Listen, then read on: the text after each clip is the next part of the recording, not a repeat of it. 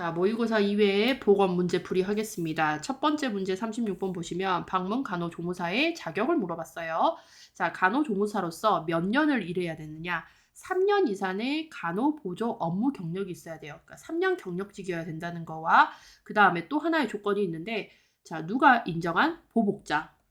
보건복지부 장관 줄여서 보복장이라고 할게요. 보복장이 지정한 교육기관에서 소정의 교육을 이수한 자, 그래서 이 교육 시간이 한 700시간 되거든요. 700시간을 한 1년 잡으시면 돼요. 자, 이수한 자가 우리는 방문 간호조무사의 자격증을 가질 수가 있습니다. 간호사도 될 수도 있고요. 치위생사도 될 수 있어요. 간호사는 2년 경력만 있으면 됩니다. 우리는 이제 조무사니까 조무사의 그 자격 요건만 좀 기억하시면 되겠죠? 3년 경력, 누가 인정한? 보복장 인정한 교육기관에서 교육을 이수합니다. 자, 37번 보시면 수인성 감염병 예방을 위해 가장 먼저 시작해야 되는 건강증진 사업이라고 되어 있거든요. 자, 수인성의 이 숫자가 여러분 물이에요. 그래서 물 때문에 생긴 감염병이거든요. 물, 먹고, 마시고. 그래서 물과 음식을 먹고 마시고 생기는 감염병인데 그냥 물이 아니라 오염된 물, 음식을 먹고 마시고 생기는 감염병이기 때문에 이걸 예방하기 위해서 가장 먼저 시작해야 되는 거는 물을 관리하는 거예요. 물 관리, 음용수 관리를 하면 됩니다. 그래서 수인성 감염병 가장 먼저 시작해야 되는 거는 음용수 관리가 되겠고요. 좀 중요한 내용 몇 가지를 좀 볼게요. 이 수인성 감염병이라는 거는요, 특징적으로 우리가 물이라고 하는 거는 예를 들면 수돗물을 우리는 다 쓰잖아요. 이 수돗물을 갖다가 어디서 서울 사는 사람들은 이제 한강에서부터 한강에 물을 갖다가 수돗물로 해가지고 쓰죠. 자, 근데 이 수돗물이 한강에 오염이 됐어요. 그러면 이 오염된 한강물을 받아먹는 수도를 사용하는 사람들은 모두 수인성 감염병에 걸릴 수 있는 거예요. 그러니까 집단 동시 폭발적으로 발생해요. 그 다음에 얘는 이제 물뿐만 아니라 음식이 오염돼도 발생을 하는데 만약에 단체 급식을 해요. 단체 급식을 하는데 그 단체 급식의 음식이 상했어요. 그러면 어떻게 되겠죠? 단체 급식을 먹었던 사람들이 집단 동시 폭발적으로 발생을 하고 그 물과 그 음식, 오염된 물을 먹었던 모든 연령, 남녀노소 상관없이 그 다음에 모든 계층 여기서 발생을 합니다. 자, 그 다음에 수인성 감염병은 사계절 내내 다 잘 발생을 해요. 그런데 특히 여름철에 더 발생률이 높다라는 특징. 왜냐? 여름에는 물도 그 다음에 음식도 잘 상하는 그런 계절이기 때문에 자, 그 다음에 높은 환자가 될 수 있는 확률이라고 보시면 돼요. 그러니까 아플 가능성이 높은 거예요. 수인성 감염병은 아플 확률이 높아요. 왜냐? 모든 연령층에서 집단 동시 폭발적으로 발생하기 때문에 환자가 될 확률들이 굉장히 높고요. 그 대신 치명률, 죽는다. 이 감염병 때문에 죽을 가능성은 낮다. 그래서 높은 이완율, 환자가 될 수 있는 확률은 높지만 이것 때문에 죽을 수 있는 확률은 낮다라고 보시면 되겠습니다. 자, 그다음에 수인성 감염병의 종류가 좀 여러 가지가 있는데 그 중에서도 몇 가지 좀 볼게요. 6가지 정도. 요거는 제가 학생들이랑 이렇게 해왔습니다. 자, A 회사 콜라를 마시고 그냥 마시고 생기는 거죠. 오염된 것들을 마시고 생기는 건데 자, A라고 하는 거는 뭐가 되느냐? A형 간염. A형 간염은 우리가 전염성이라고 하고요. 유행성 간염이라고도 이야기를 합니다. 같은 말로. 자, 그 다음에 요 콜자는 콜레라. 그 다음에 세균성 이질. 그 다음에 장은 장티푸스. 파는 파라티푸스. 그 다음에 출혈성 대장균. 이렇게 해가지고 하나, 둘, 셋, 넷, 다섯, 6가지의 우리가 감염병을 이 하나의 문장으로 우리가 외울 수가 있어요. 자, 여기서 나온 6가지 중에 나머지들은 다 세균인데요. A형 간염만 또 바이러스라는 거를 또 분리를 또 해볼 수가 있습니다. 자, 그 다음에 38번 보시면 보건교육 시 반드시 고려해야 할 사항이라고 되어 있어요. 그래서 이렇게 막 종류가 나와 있는 것들은 뭐를 선택해야 될지 막 모르는 경우가 있는데 이거는 그냥 이제 하나의 팁일 뿐인데 다 100% 맞는 거는 아니고 이런 것들을 고를 때는 좀 내용이 긴 것들을 선택하시는 게 답이 될 가능성이 좀 높아요.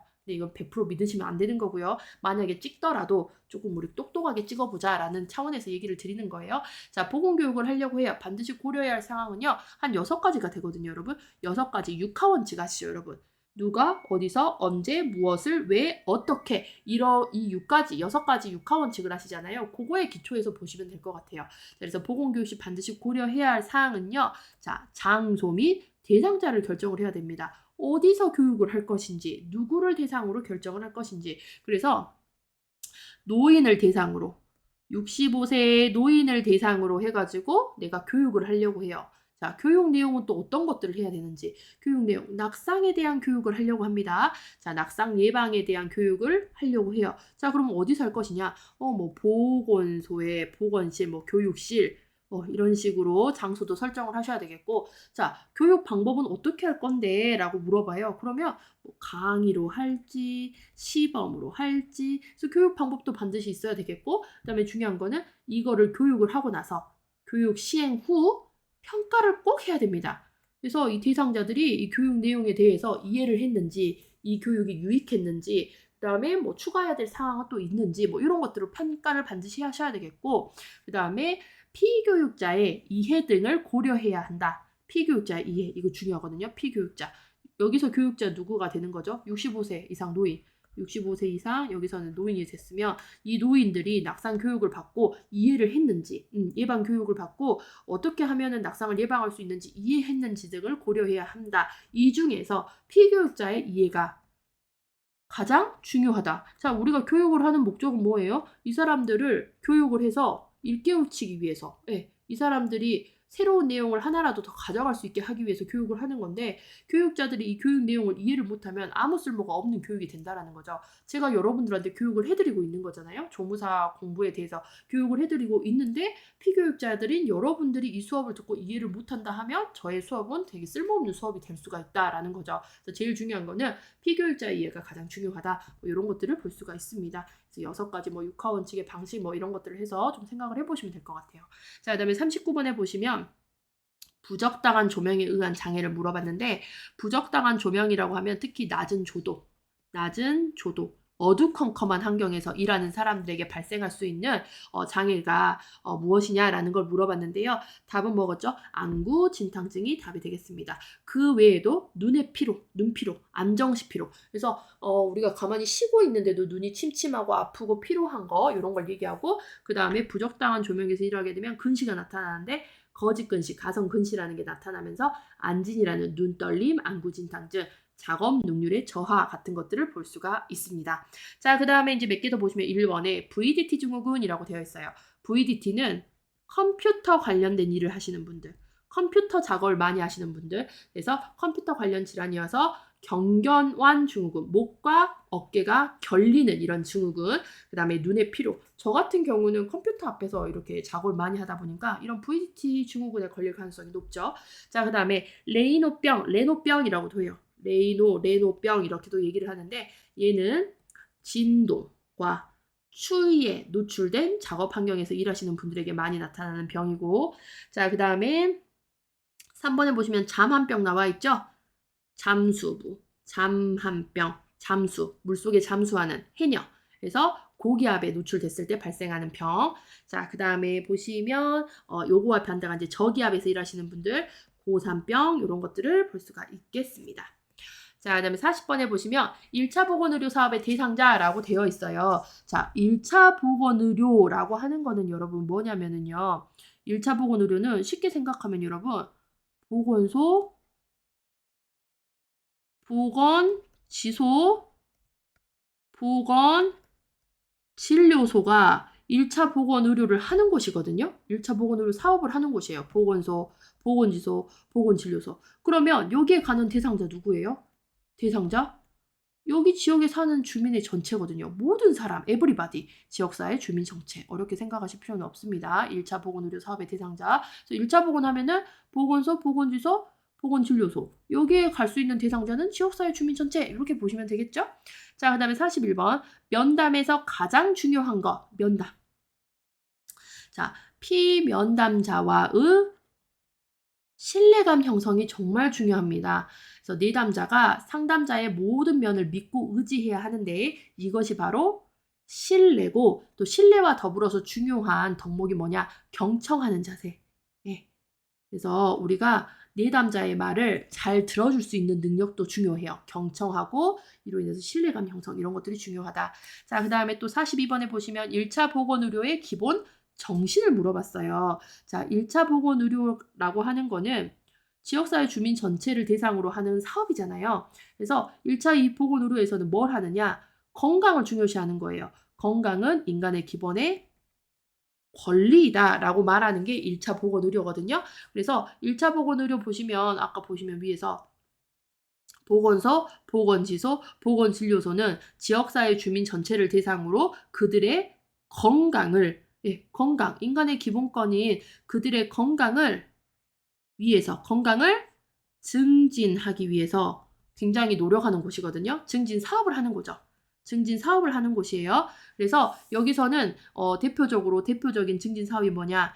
보건교육 이런 것들을 통해서 그 다음에 예방 이런 것들을 통해서 뭘 기대하느냐? 주민 스스로가 자신의 건강에 책임을 지도록 만들어주는 거예요. 주민 스스로가 자신의 건강을 돌볼 수 있도록. 예를 들면 보건교육을 통해서 뭐 금연교육 같은 거 이런 것들을 통해 가지고 담배를 피는 주민이 있어요. 그 주민을 대상으로 금연교육을 했을 때 그 주민들이 스스로 느끼고 이 담배를 피면은 내 몸에 나쁘구나. 내가 이거를 끊어야지만 건강하게 살 수 있겠구나라는 거를 스스로가 책임지고 스스로가 생각해 볼 수 있도록 만들어주는 거. 그래서 자신의 건강을 책임지도록 하는 게 1차 보건의료의 기본 정신이라고 보시면 돼요. 너무 어렵게 생각하지 마시고 1차 보건의료는 보건소, 보건지소, 보건진료소에서 하는 거고 이 보건진료소에서 대상자는 지역사회 주민인데 이 지역사회 주민의 무엇을? 건강을 갖다가 우리는 증진하려고 하는 곳이 여기에요. 보건소, 보건지소, 보건진료소인데 여기서는 이 건강을 갖다가 어떻게? 전적으로 책임져 주지는 않아요. 뭐 교육이나 예방교육 이런 것들을 통해서 주민 스스로가 자신의 건강에 책임을 지도록 해주는 게 1차 보건의료의 기본 정신이다라고 보시면 되겠습니다. 그래서 뭐 전적으로 책임져 준다. 이런 것들은 정말 틀린 지문이다라고 보시면 되겠죠. 자, 1번에 보시면 질병 예방보다는 치료 위주의 서비스가 효과적이다라고 되어 있는데 우리 1차 보건의료, 보건소, 보건지소, 보건진료소에서는요. 예방을 중점으로 합니다. 그래서 예방 교육, 증진, 그다음에 일깨워주는 계몽 이런 것들에 대한 것들을 적극적으로 하고 있고요. 2번 누구나 자유롭게 보건의료 서비스를 선택할 수 있다라고 되어 있는데 누구나 지역사회 주민 누구나 자유롭게 보건의료 서비스를 받아요. 그런데 선택을 하는 게 아니라 이용할 수 있다. 이게 더 맞는 지문이 되는 거고요. 자, 그다음에 3번 정부가 국민의 건강을 책임지고 관리해 주는 것이다 라고 되어 있는데 물론 정부에서 해주는 거 맞아요. 정부에서 해주는 건 맞는데 국민의 건강을 전적으로 책임져 주지는 않습니다. 우리가 이만큼 해줄게. 교육도 해주고 예방도 할 수 있게 해주고 증진도 할 수 있게 해줄 거거든. 그런데 너의 건강은 스스로가 책임져 라고 하는 거죠. 스스로.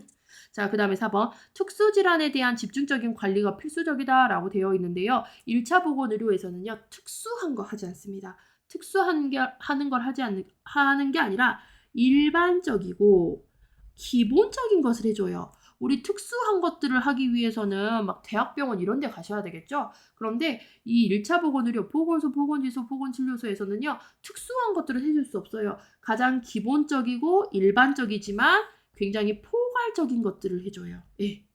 자, 그래서 특수질환이 아니라는 거, 그 다음에 5번 건강은 인간의 기본권이다라는 걸 얘기를 하고 있습니다. 자, 그 다음에 43번에 볼게요. 지역사회 가족사업 시 어느 가족에 대한 건강 및 간호 요구가 발생했어요. 이 경우 대처 방법을 물어봤거든요. 그래서 뭐 우리가 사업 같은 경우에는 가족이 대상이 될 수도 있는데 지역사회 뭐 주민이 모두가 사업의 대상이 되니까 학생, 노인, 그다음에 모자, 이렇게 등등등 사업의 대상자는 다양해집니다. 그래서 어찌됐든 간에 지역사회에서 사업을 하려고 하는데 건강 요구가 발생을 했어요. 그럼 우리는 어떻게 해야 되느냐? 자, 이 대상으로 하여금 문제를 해결할 수 있도록 도와주는 거예요. 어떻게? 스스로 스스로 건강 관리를 하고 스스로 건강 문제를 할 수 있도록 옆에서 서포트해주고 지지해주고 도와주는 그런 역할을 하고 있습니다.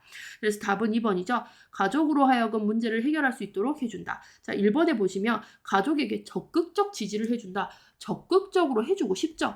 그런데 우리가 가지고 있는 자원에 한계가 있어요. 서비스 자원, 그 다음에 뭐 물적 자원, 그 다음에 인적 자원 이런 것들에 어느 정도 한계가 있기 때문에 적극적으로는 해줄 수는 없습니다. 적극적인 거는 해줄 수가 없어요. 적극적으로 해주고 싶지만 상황이 그렇게 되진 않아요. 예, 뭐 돈 같은 경우에도 적극적으로 건강을 위해서 돈을 쏟아 부어주고 싶은데 이런 돈이 적극적으로 막 무한대로 돈이 지원이 되지 않잖아요. 그러니까 적극적으로 해줄 수는 없어요. 자, 그다음에 2번 누구나 자유롭게 보건의료 서비스를 죄송해요 여러분. 자, 2번이죠. 가족으로 하여금 문제를 해결할 수 있도록 도와주고 3번 이웃으로 하여금 아니죠. 그 다음에 4번 직접 해결해준다. 이런 거 안 돼요. 직접 해결해 주지는 않아요 여러분. 직접 해결해 줄 수는 없어요. 어떻게 해요? 우리가 이만큼 옆에서 간접적으로 보조해주고 서포트해줄게. 스스로 해라고 하는 거예요. 너의 건강 스스로 좀 챙겨보겠니? 뭐 교육도 해주고 그 다음에 방문 사업도 우리가 해주고 방문해서 너네 뭐 혈압도 측정해주고 그 다음에 당뇨 관리도 해주고 교육도 해주고 할게. 너가 좀 스스로 건강 관리를 해라고 하는 거죠. 예방 교육도 해주고 할게. 건강 관리 하거라 라고 얘기하는 거예요. 그래서 직접적으로 전적으로 뭐 직접 해결한다. 뭐 전적으로 해결한다. 이거는 아니에요. 우리가 어느 정도 해결의 가이드라인 같은 거를 줄게 스스로 해라고 하는 거예요. 자, 5번 시간을 두고 천천히 가족들의 태도를 관찰한다. 이것도 아니죠. 자, 그 다음에 44번에 보시면 자, 우리나라의 의료 보장에 대해서 이야기를 하고 있습니다. 자, 우리나라 의료 보장에 관한 설명으로 옳은 거 2번 건강보험 가입은 강제적 가입 방식이다. 맞죠? 내가 4대 보험, 내가 직장을 가지면서 소득이 발생하면은요, 돈을 벌기 시작해요. 월급을 받기 시작하잖아요. 일을 하면서. 그러면 4대 보험에서 강제적으로 돈을 뜯어갑니다. 건강보험료 이러면서 강제적으로 내가 원하든 원치 않든 간에 어찌됐든 돈 벌고 있고 4대 보험 들어가면 강제적으로 건강보험료 내라고 이렇게 이야기를 해요. 그래서 강제적인 방식이겠고, 자, 우리나라 같은 경우에는 국민의 건강과, 그러니까 이게 의료죠. 의료와 그다음 플러스 소득을 갖다가 보장을 해줘요. 인간의 기본권을. 자, 근데 요거가 이제 두 가지로 나뉘죠. 사회보험과 공공부조. 사회보험과 공공부조로 나뉘어요. 그래서 사회보험은 소득이 있는 사람, 얘는 소득이 적거나 소득이 없는 사람이 대상자가 되는데, 자, 사회보험 하면은요, 여러분 4대 보험. 4대 보험 생각하시면 돼요. 4대 보험 뭐가 있죠? 건강보험, 산업재해, 고용보험, 그쵸? 그 다음에 국민, 연금, 노인, 장기요양 이런 것들. 그 다음에 공공부조 같은 경우는 의료, 급여, 그 다음에 기초 생활보장 이렇게 될 수가 있거든요. 자, 그 중에서도 우리나라 의료 보장이에요. 의료를 보장해 주는 거. 의료를 보장해 주는 걸 보면은 건강보험, 의료, 급여, 산업, 재해, 산재보험, 그 다음에 노인, 장기 요양. 요게 우리가 의료 보장이라고 보시면 되겠고요. 자, 이런 것들을 기초로 해서 기본 바탕으로 깔려 있어야 이런 문제들은 또 풀 수가 있거든요. 자, 1번에 볼게요. 고소득자는 민간보험에 가입해야 한다라고 되어 있는데 우리는요, 소득이 있어요. 소득이 있어요. 고소득이든 저소득이든 어찌됐든 소득이 있거든요. 소득이 있으면 어디에 보험에 가입하느냐? 사회보험에 가입을 합니다. 사회보험. 그다음에 이번에 보시면 건강보험 가입은 강제적인 방식. 내가 돈 벌기 시작하면은 이 4대 보험료를 뜯어갑니다. 강제적으로 가져가는 거예요. 월급 딱 받아봤는데 4대 보험료 빠고요. 뭐 실수령액 뭐 이런 것도 딱 나오는 걸 볼 수 있죠. 자, 그다음에 3번. 저소득층은 직장건강보험에 가입한다. 자, 저소득층. 네, 돈벌이가 없거나 저소득층 같은 경우에는 직장건강보험이 아니라 공공부조예요. 공공부조. 자, 그 다음에 4번. 직장근로자는 지역건강보험에 가입해야 된다라고 되어 있는데 직장에 다니는 사람들이 직장근로자거든요. 그래서 직장에 다니는 소득이 있는 사람들 같은 경우에는 어디에 가입을 하느냐? 사회보험 안에 국민건강보험, 건강보험을 보시면 국민건강보험을 가입을 하는데요. 이게 이제 또 두 개로 나뉘어요. 직장을 다니는 사람과 사업을 하시는 분들이 있어요. 그래서 직장을 다니시는 분들은 직장 가입자. 이렇게 이야기를 할 수 있거든요. 그래서 직장 가입자 이렇게 되는 거죠. 자, 그다음에 5번. 산업재해로 인한 보상은 어디서 해주냐? 근로복지공단에서 해줍니다. 자, 그다음에 우리가 국민건강보험의 특징을 좀 볼게요. 자, 국민건강보험이라고 하는 거는요. 능력에 따른 보험료를 차등부가 합니다. 능력에 따라서. 그래서 소득이 많은 사람들은 보험료를 많이 내고 소득이 조금 덜한 사람들은 본인 소득에 따라서 조금 덜 내고 이런 것들이죠. 그러니까 뭐 대기업 총수들 같은 경우는 보험료가 많겠죠. 돈을 많이 버니까. 저희들 같은 월급쟁이 같은 경우는 내 월급의 몇 프로 이렇게 내는 거예요. 그래서 차등으로 버는 만큼 내는 거고 그 대신 이제 보험을 받을 때 있잖아요. 어떤 서비스 혜택을 내가 받을 때는 혜택을 받을 때 균등하게 혜택을 받습니다. 그래서 어떤 회사의 회장님과 그다음에 일반 직장인이 응급실에 있어요. 응급실에 들어왔어요. 그러면 회장님은 당연히 능력이 좋으니까 보험료 많이 낼 거고 일반 직장인 같은 경우에는 보험료 적게 낼 거 아니에요. 그렇다고 해서 이 응급실에서 회장님한테 무조건 1인실 쓰세요. 이런 게 아니라 회장님이 들어오든 직장인이 응급실에 들어오든 병실에 입원을 해야 돼요. 그러면 두 분에게 다 뭐라고 해야 되느냐? 병실료가 이렇게 되는데 6인실 쓰시겠습니까? 1인실 쓰시겠습니까? VIP실 쓰시겠습니까? 이렇게 물어보는 거예요. 회장님 너는 보험료 많이 내니까 VIP실 써. 직장인 너는 보험료 조금 내니까 6인실 써. 이게 아니라는 거죠. 혜택을 줄 때는 너 이렇게 이런 것들이 있는데 어떻게 할래? 라고 얘기를 하는 거예요. 균등 혜택. 차등으로 부과하고 균등 혜택. 이런 것도 좀 헷갈리지 마시고요. 자, 의료보장 보시면 아까 말했죠? 국민건강보험. 의료급여. 의료급여는 우리가 공공부조였죠. 자, 그 다음에 산업재해, 그 다음에 노인 장기요양보험. 그래서 얘는 사회보험 이렇게 될 수가 있습니다. 그래서 우리가 이 보장과 관련된 것들 있잖아요. 보험, 공공부조 이런 것들은 여러분들이 그냥 외우시는 게 아니라 처음부터 이게 지금 정립이 안 되신 분들은 처음부터 다시 차근차근 공부를 해서 머릿속에 이걸 그려 놓으셔야 돼요. 그렇지 않으면 무조건 외우셔가지고 이거는 해결을 볼 수가 없는 그런 유형의 문제입니다. 96페이지예요. 자, 그 다음에 45번 볼게요. 화학물질에 의한 장애 중에서 자, 이 화학물질에 노출이 되게 되면은 뭐라고 되어 있냐? 뇌염이 발생하고 신경장애가 발생한대요. 뇌에 문제가 생긴다라고 이야기를 했고요. 자, 그 다음에 유산이 되고 무월경이 생기고 빈혈이 생긴대요. 빈혈, 유산, 무월경, 월경장애. 제가 빨간색으로 표시했죠. 빈혈, 혈액과 관련된 거. 우리 유산을 해도 피보죠. 무월경, 월경도 혈액이에요. 그래서 이 혈액과 관련된 증상. 혈액. 자, 그 다음에 추가적으로 보시면 이 화학물질에 의한 장애일 때 치은년이 발생합니다. 잇몸에 암자색의 착색, 잇몸이 시커멓게 변하고요. 소변 검사를 했을 때 코프로포르피린이라는 물질이 검출이 됩니다. 그러면 이런 증상을 나타내는 화학물질은 뭐냐? 납입니다. 납은 연이라고도 이야기를 해요. 자, 그래서 이 납은요, 검정색이에요. 검은색. 납은 검은 물질인데 이 물질을 다루는 대상 직종, 축전지도 여러분 검은색 배터리, 검은색 축전지, 검은색이에요. 인쇄공장에서 일하시는 분들 잉크 거의 검은색이죠. 페인트도 보시면 색깔이 다양하긴 한데 검정 페인트 이렇게 생각하시면 되니까 화학물질, 요 납은요 검은색의 이미지를 생각하시면 돼요. 검정 이미지. 검은 것들을 다루는 직업군에서 많이 생기고 납이 많이 발생을 하고요.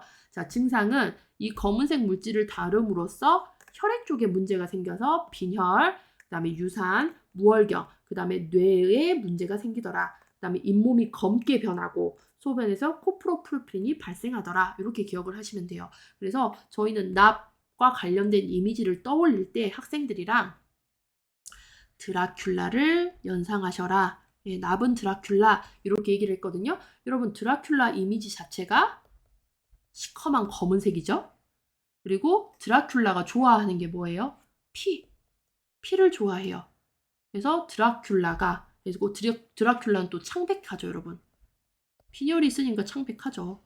그러니까 피를 좋아하는 거고요. 그래서 피를 좋아하고 창백하고 검은색의 이미지를 가진 드라큘라는 납. 그래서 드라큘라가 씩 웃었더니 잇몸은 검은색으로 착색되어 있고 피가 부족하고 창백한 드라큘라 이미지를 연상하며 연과 납이 떠오르셔야 된다. 그래서 연과 납 하면은 우리가 드라큘라 이렇게 떠올리시면 되겠고요. 자, 그 다음에 수은에 오래 노출되게 됐을 때 어떤 병이 발생을 하느냐? 자, 수미나 우리는 사람 이름처럼 수미나 이렇게 기억을 했거든요. 미나 마타병, 수미나 사람 이름처럼 기억을 했고요. 자, 카드뮴에 오래 노출되게 되면은요. 카드뮴에 의해서 카드 있어요. 나 카드 있으니까 내가 긁을게. 카드 있다. 아이가 이렇게 외웠어요. 카드 이타이병. 카드 있어. 내가 결제할게. 카드 있다 아이가. 카드 있다. 이렇게 기억을 했어요. 자, 그래서 카드뮴에 오래 노출되면 이타이병. 그래서 뼈가 아파요. 뼈가 아픔을 호소하는 그런 대표적인 병을 호소를 합니다. 그래서 시험에서 수은과 카드뮴 정말 잘 나오죠. 그다음에 크롬은 거의 잘 나오지는 않는데 크롬에 오래 노출되게 되면은 코의 가운데 있는 비중경이 빵 뚫리는 천공, 피부가 궤양, 그 다음에 폐암의 발생 빈도가 굉장히 높은 게 또 크롬이라고 이야기를 합니다. 그래서 화학물질에 의한 장애, 납, 수은, 카드뮴이 돌아가면서 잘 나오고 있죠. 자, 그 다음에 46번 보시면 밀스 라이케 현상은 무엇인지를 맞는 거를 골라라 라고 되어 있는데, 자, 밀스 라이케 현상은요, 하수도 아니에요. 상수도 관리예요. 상수라고 하는 거는 우리가 사용 전의 물이에요. 수돗물로 받아 먹기 전의 물. 그러니까 서울에 있는 상수는 대표적으로 한강이죠. 우리는 한강물을 갖다가 수돗물로 쓰잖아요. 서울 사람들은. 그래서 한강이 상수예요. 그래서 상수도 관리로 인한 수인성 감염병 환자의 발생률이 감소하는 현상을 밀스 라인케 현상이라고 얘기를 하는데, 우리가 이제 이 상수라고 하는 한강물을 갖다가 받아서 이제 수돗물로 사용을 할 때 바로 사용하는 게 아니라 처리 과정을 거칩니다. 그걸 우리는 상수 처리 과정이라고 이야기를 하죠. 좀 글씨를 크게 한번 볼게요. 자, 상수 처리 과정이라고 하는데, 자, 한강물을 처리해서 우리는 받아 먹어요. 자, 맨 처음에는 침사, 물에 떠 있는 한강물에 있는 큰 모래 입자를 제거하고, 그 다음에 더 작은 입자를 침전, 유기물, 부유물, 큰 모래 입자보다 작은 것들을 가라앉힙니다. 그러고 나서도 작은 것들, 눈에 보이지 않는 정말 미세한 것들이 남아있을 건데 그거를 거르는 과정을 여과라고 이야기해요. 필터링한다. 그래서 부유물, 불순물은 여과지의 상부 모래층 표면에서 제거를 하는데 밀스 라이케 현상이라고 이야기를 하죠. 상수도 관리로 인한 수인성 감염병 환자 발생률을 감소했다라는 거. 그래서 이거는 외국에서 시행을 한 건데 함부르크에서 밀스라는 사람, 라인케라는 사람이 사람 이름이에요. 이 사람들이 원래는 우리가 상수를 받아 먹을 때는 침전하고 바로 물을 했어요. 그런데 여과라는 것들을 한번 도입을 했더니 수인성 감염병 확률이 뚝 떨어진 거예요. 그러니까 여과라는 과정을 통해서 한 번 더 걸러줌으로 인해서 우리는 깨끗한 물을 받아 먹을 수 있다라고 이야기를 하는 게 밀스 라인케 현상이었습니다.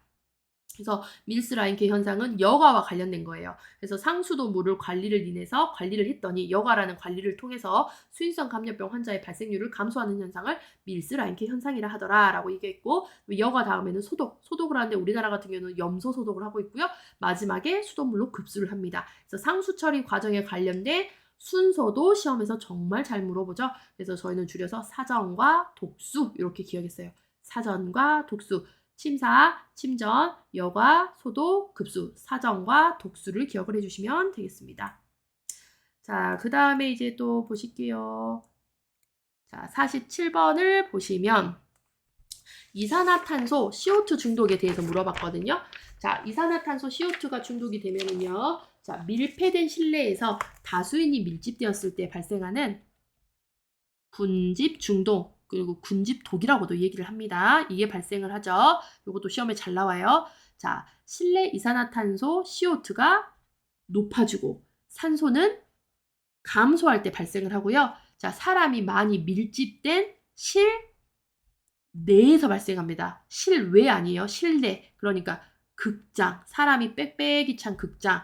그 다음에 만원 버스, 사람이 가득 찬 만원 버스 등에서 발생을 하고요. 자, 증상은 내 몸에 산소가 부족해지고 이산화탄소가 많아지니까 막 어지러워요. 현기증 발생하고 토할 것 같고 막 머리 아프고 이런 것들이 나타나고 군집독을 예방하기 위해서는 어떻게 해야 되겠죠? 실내를 환기가 가장 중요하다. 환기 이런 것들 정리해 주시면 되겠어요. 자, 그다음에 48번 보고 중독도 시험에 정말 잘 나오죠?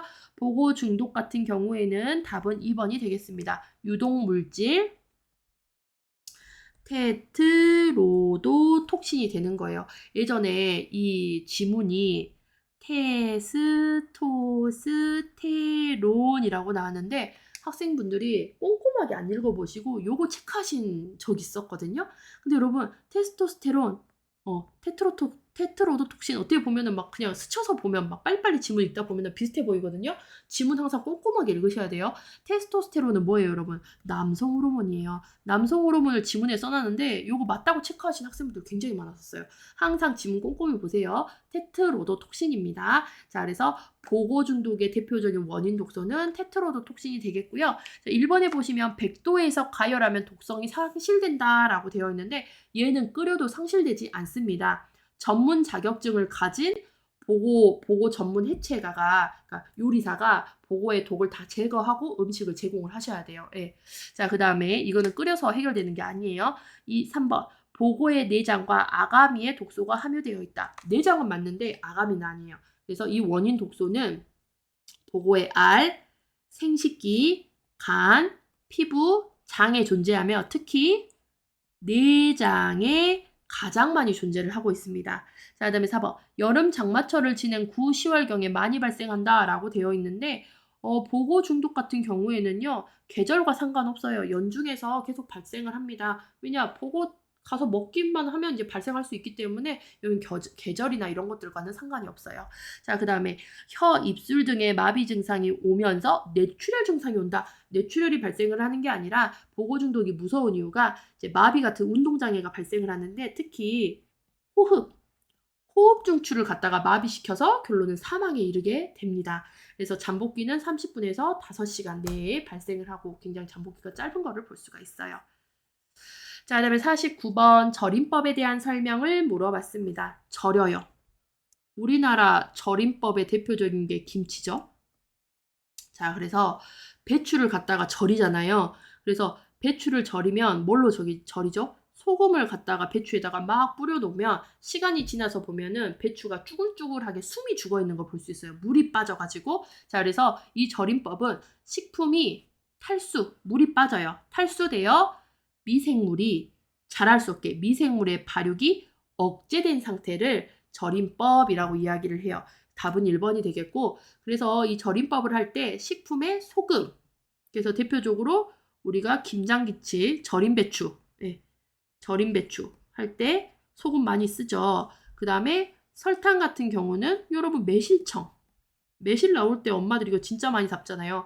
매실청 식초 같은 경우는 장아찌 할 때 넣어두면은 삼투압 또는 pH를 조절함으로써 이게 물이 빠진다는 얘기예요. 물이 이동을 하면서 그래서 이게 탈수를 통해서 부패 미생물의 성장, 발육을 억제를 하는 방법입니다. 대신 미생물을 사멸을 한다든지 아예 죽인다든지 그 다음에 아예 없애는 사멸살균은 할 수는 없어요. 사멸살균은 할 수가 없습니다. 그래서 보시면 답은 1번이 되겠고 2번에 호염균인 경우에 영장절임의 살균 효과가 있다. 살균할 수는 없어요. 자, 3번도 보시면 끝에 균도 사멸시킨다. 사멸할 수는 없습니다. 4번의 끝에 보셔도 살균시킨다. 살균 안 돼요. 그 다음에 5번에 보시면 식품의 변질 없이 오래 보관할 수 있는 가장 안전한 방법이다 라고 되어 있는데 어찌됐든 절임법을 한 김치라든지 매실청이라든지 장아찌도 시간이 지나게 되면 상하거든요, 여러분. 그래서 가장 안전한 방법이라고 볼 수는 없죠. 그래서 절임법은 발육을 억제할 뿐이지 완전히 죽이거나 없앨 수는 없다라고 보시면 돼요. 사멸살균을 할 수는 없어요. 자, 마지막 문제입니다. 50번. 윈슬로우가 공중보건 사업을 효율적으로 수행하기 위해서 제시한 접근 방법으로 가장 강조한 것은 이것도 공중에 나온 내용이에요, 여러분. 자, 윈슬로우는 공중보건학의 아버지라고도 불립니다. 윈슬로우. 자, 그래서 윈슬로우는 무엇을 이야기를 했느냐? 우리 공중보건 사업이 잘 되기 위해서는 조직적인 지역 사회가 노력을 해야 돼라고 이야기를 했어요. 그래서 공중보건의 정의를 좀 볼게요. 공중은 모든 사람, 모든 사람의 보건, 건강을 보호하고 증진하고 예방하고 하는 것들 얘기해요. 그래서 모든 사람이 사용할 수 있는 거를 뭐 공중 도서관, 공중 화장실, 뭐 공중 목욕탕 뭐 이런 식으로 얘기하잖아요. 공중이 붙으면. 그래서 대상자를 보시면은요. 공중이라는 게 붙으면 전 국민, 지역사회 주민, 누구나 모두 에브리바디예요. 지역사회에 사는 모든 사람이 이 보건의 대상자가 되는 거고요. 내용은 건강과 관련된 겁니다. 건강 증진, 질병 예방, 건강 유지, 건강한데 더욱더 건강하게 살 수 있도록 해주는 게 공중보건의 내용이에요. 그러니까 공중보건 하면 여러분 보건소 생각하시면 돼요. 네, 보건소. 그래서 보건소는 누구나 이용할 수 있고요. 보건소에 가면은요. 건강 증진, 질병 예방, 건강 유지를 위해서 여기서 하는 사업들이 굉장히 많습니다. 그리고 보건소에서 보시면 육체뿐만 아니라 정신이 우리가 건강하다라고 하는 거는 육체만 건강한 것이 아니라 어디까지? 정신까지 건강할 수 있도록 도와주는 거거든요. 그래서 보건소에서는요. 정신과 관련된 정신상담, 우울증과 관련된 것들도 하고 정신과 관련된 보건 사업도 굉장히 많이 하고 있어요.